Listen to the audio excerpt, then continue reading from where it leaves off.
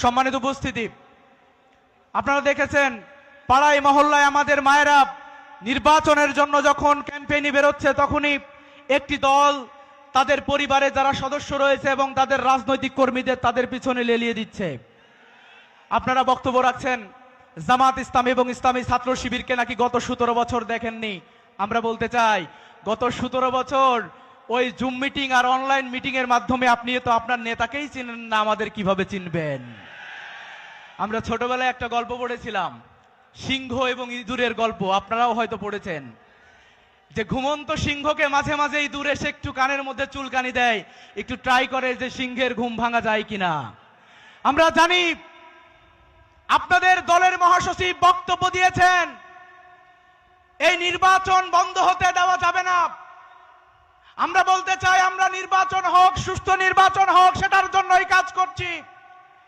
বরং আমরা এটাই জানি, এটা ইতিহাস গ্রহণ করে আপনারা যা বলেন তা করেন না, যা করেন তা বলেন না। আপনারা বলেছেন নির্বাচন বন্ধ করবেন না, সুতরাং আপনাদের ষড়যন্ত্র হলো 12 তারিখ আপনারা নির্বাচন হতে দিতে চান না। আমরা বলতে চাই জুলাই গণঅভ্যুত্থানের সময় দলের মহাসচিব বলেছিলেন জুলাই গণঅভ্যুত্থানে আন্দোলন ছাত্রদের, আমরা এর সাথে সম্পৃক্ত নই।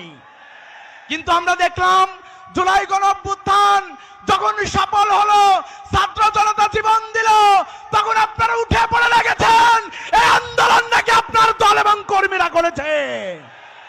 ভাই আমার, আমরা বলতে চাই একটি বিশেষ ছাত্র সংগঠন আমাদেরকে বলছে যে ছাত্রলীগ এবং আওয়ামী লীগ তো দিল্লিতে পালিয়েছে, তোমরা পালানোর জায়গা পাবা না। আমরা বলতে চাই যেই মাটিতে আমাদের শহীদ শীষ মোহাম্মদ, যেই মাটিতে আমাদের শহীদ আমিনুল ইসলাম, যেই মাটিতে আমাদের শহীদ রফিকুল ইসলাম, যেই মাটিতে শহীদ শান্ত, যেই মাটিতে শহীদ উসমান হাদি ভাই, সেই মাটি ছেড়ে জামাত শিবির কোথাও যাবে না ইনশাআল্লাহ।